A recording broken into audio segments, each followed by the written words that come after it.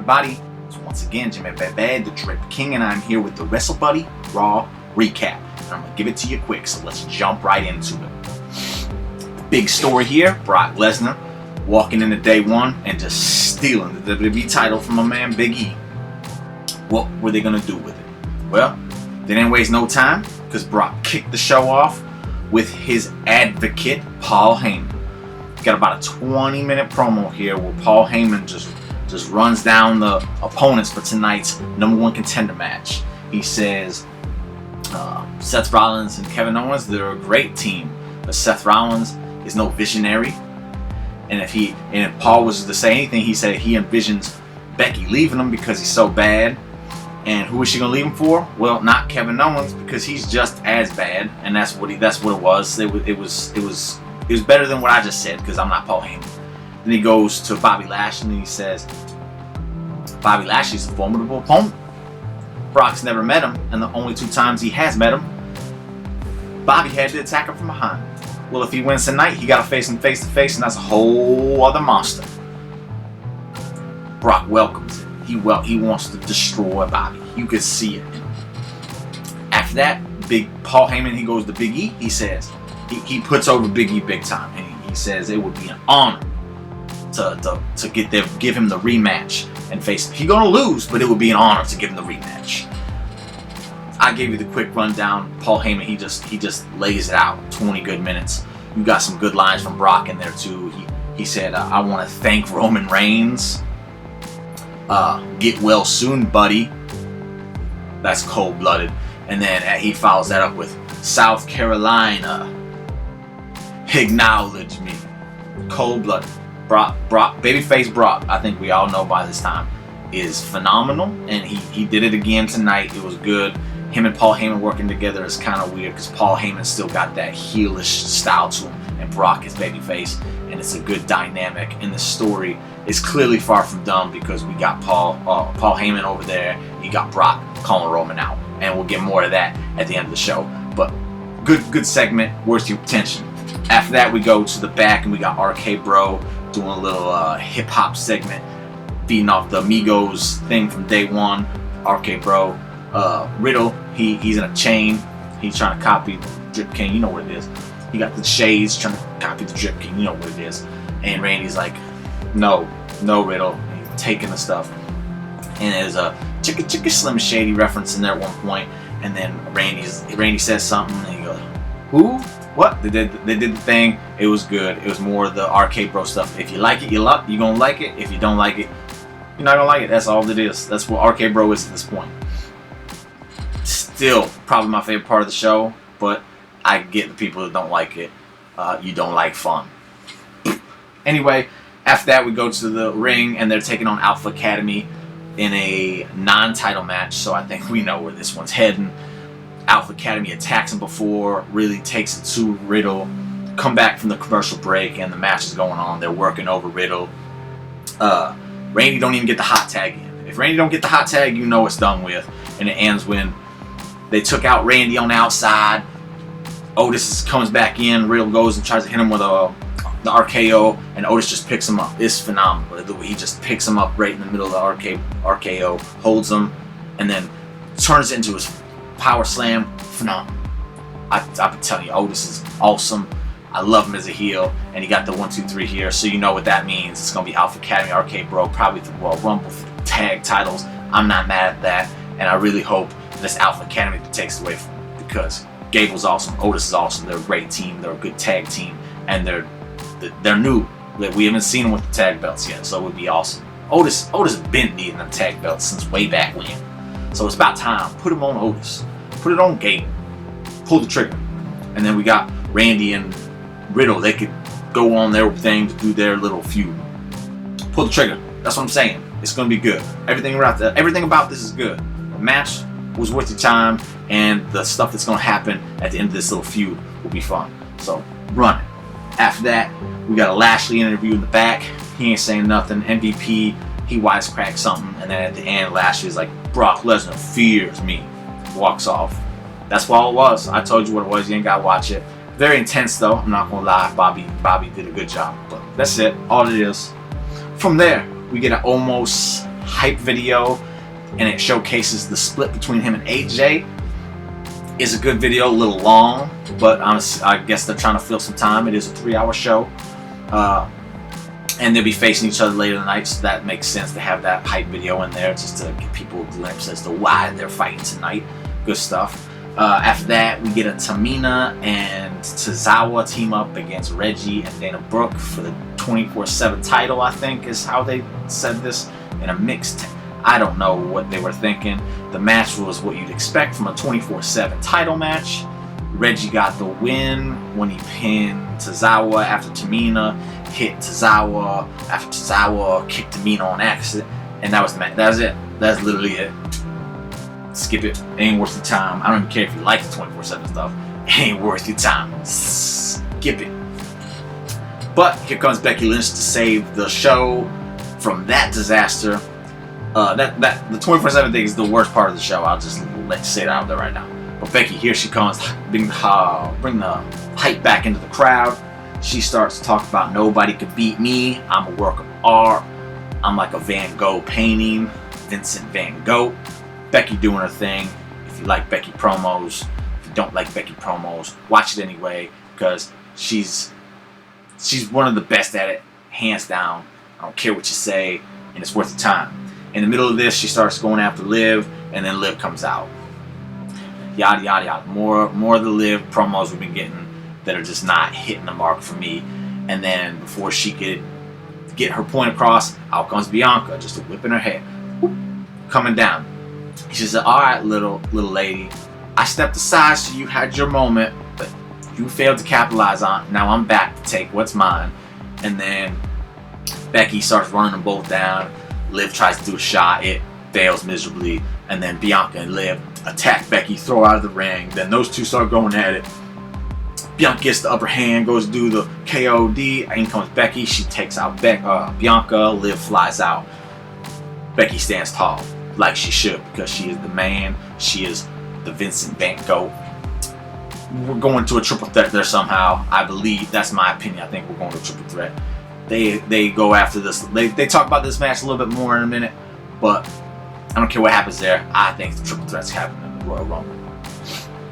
After that, we go to the back and we got Seth and Kevin Owens talking. They're still friends. They're still doing the thing. And you got Seth. He's mad about what Paul Heyman said, and he said something about, I thought about castrating him. And Kevin Owens was like, I don't think you'd find it. They talk about stapling his mouth shut. Don't know if you'd have enough staples. Just more comedy stuff between the two. They got good chemistry. And then it ends with, well, we need to talk about the match, what we're going to do. Come up with a plan. If you win, I get a shot. If I win, you get a shot. We just need to tag team with these guys. And it's a perfect plan. They both agree to it. Seth walks off. KO's like, but you're not lying, right? Good stuff. Plays into the whole thing that turned KO heel to begin with. It's all good stuff. Can't mess with Seth and Kevin Owens. It's worth the time. Watch that part 2. So far, this whole show, I've told you to skip 2 things that total a time of like 7 minutes with commercials. So that's how the show's going so far. Up next, you can skip this part. It's a Zelina and Carmella women's tag team title match against, you guessed it, Nikki and Rhea. Done with it. If you've seen the first match, or the second match, or the third match, or the fourth match, or the 10th match, you've seen them all, and it ends the exact same way, with Nikki Ash getting pinned. But after this match, the only thing that's changed is now you see Rhea getting visibly frustrated.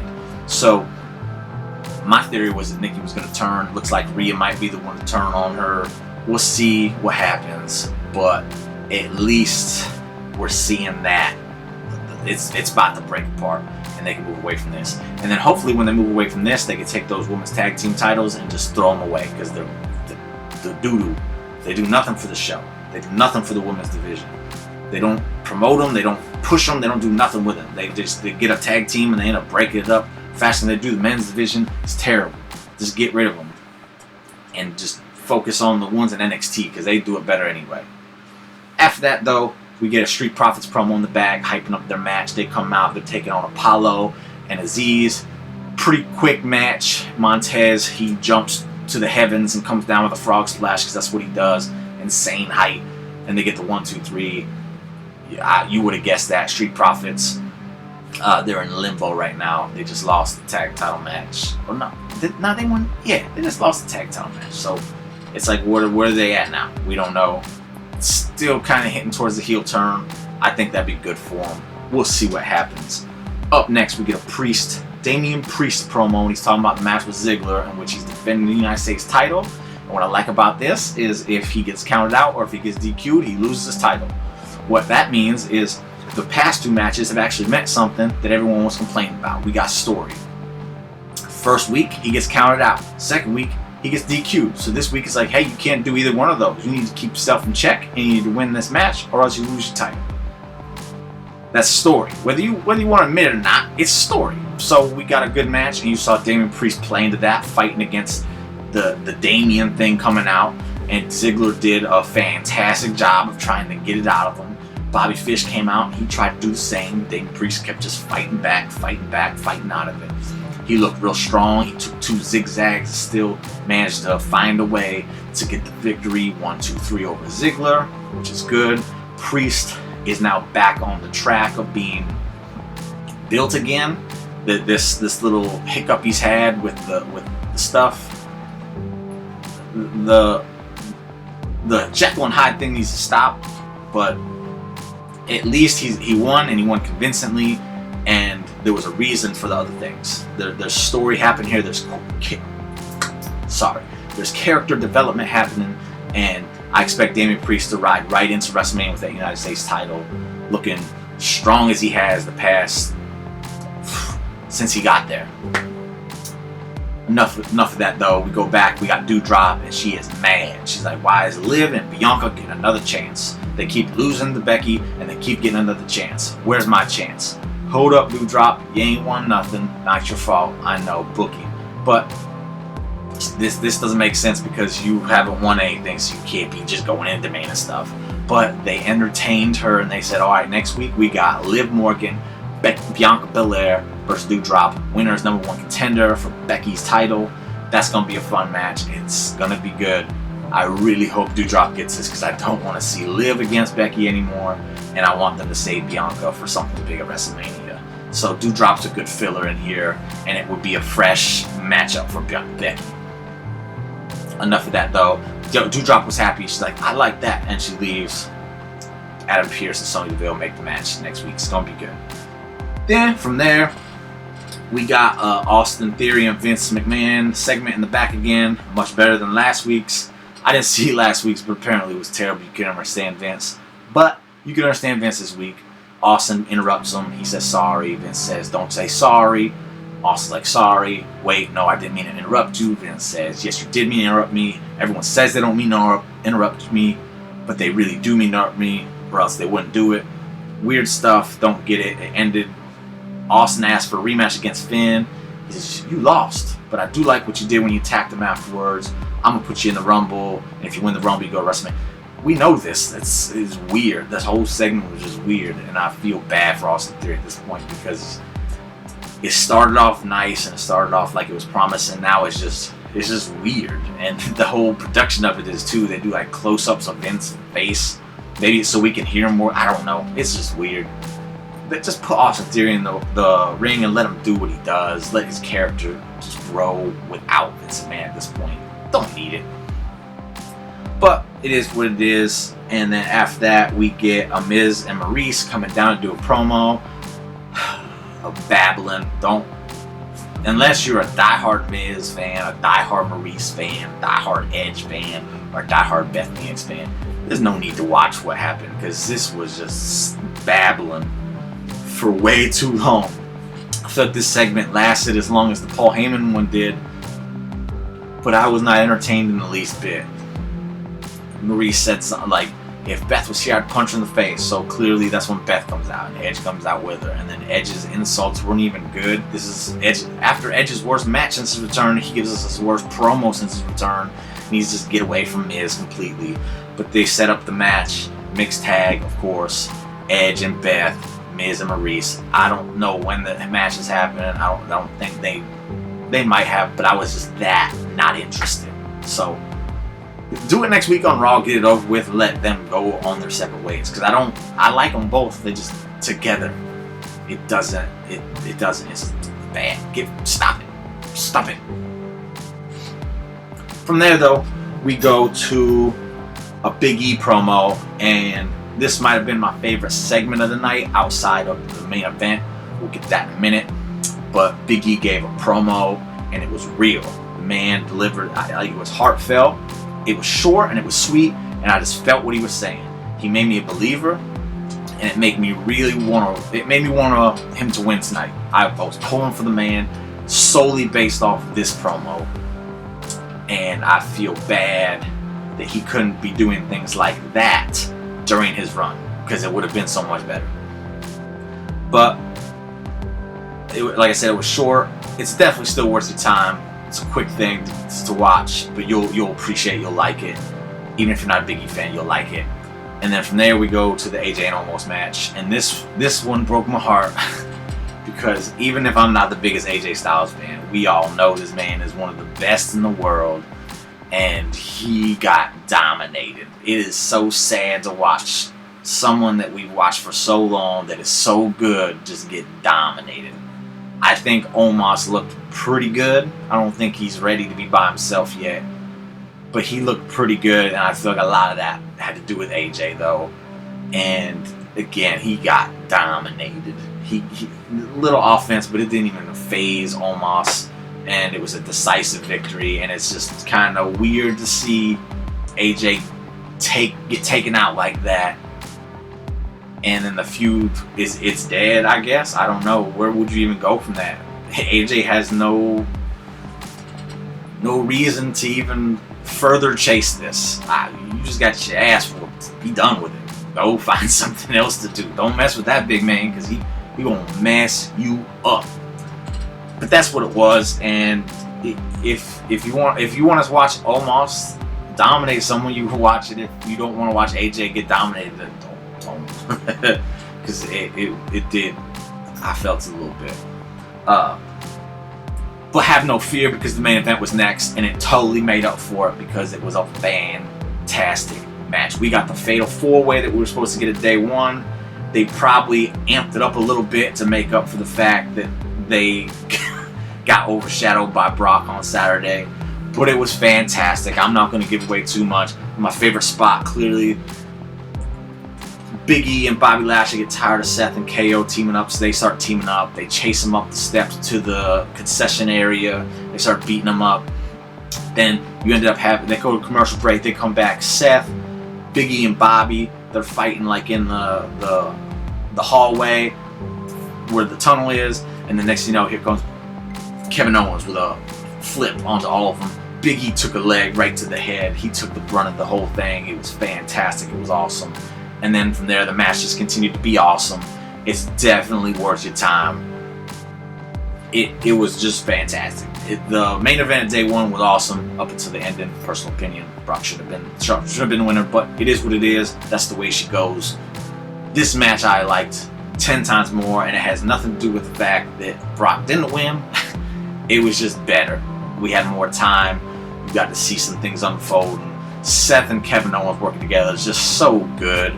I don't like the idea of them being a tag team at this part of the year going into WrestleMania season. But if they were, I wouldn't even be mad. They're just so good together. The chemistry's off the charts, and they worked well together. Ended when Bobby Lashley came in, speared all three of them individually at certain times, and then pinned Kevin Owens 1, 2, 3. Bobby Lashley, Brock Lesnar, Royal Rumble, the match is happening. I wish it was happening at WrestleMania without the title, but I don't get things my way all the time. But it's still cool. We're gonna finally get to see Brock and Bobby go head to head and just beat the shit out of each other. It's gonna be awesome. And then the show ended with Brock in the back.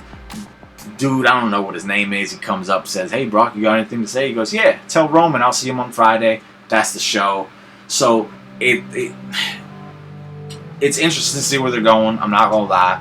I'm still not a fan of Brock being the WWE champion on Raw, but I'm willing to overlook that to see what happens, and to see Brock still embroiled with Roman while doing the Bobby Lashley thing is fun. I'm really interested to see what they're going to do with Big E, because I just feel like you can't just cast him to the side. Like, you can't. You just can't. So we'll see what happens, and that's the show. So I saved you an hour and 40 minutes, but you should watch most of the show anyway. I just told you what happened, but you should watch most of the show anyway if you have the time. And if not, you can only watch a few things. Paul Heyman segment, Big BE promo, and the main event. Those are your top 3 things. You want to sneak in a 4th one? Becky Lynch promo. That's what it is. But I appreciate you tuning in. If you like the video, Make sure you subscribe to Wrestlebuddy. We got I got a giveaway going on. You need to be keeping your eye out for it, for this Eddie Guerrero Funko Pop. I just want to give it to you guys. You got to follow the rules. You got to share the stuff. That's all you got to do. Just share it. Just share it for me. Thank you for joining me, though. It's the Drip King, and I am saying goodbye. I will see you on Thursday morning after AEW Dynamite. I think we're going to have another good show. That's for another day. I will see y'all then. Goodbye.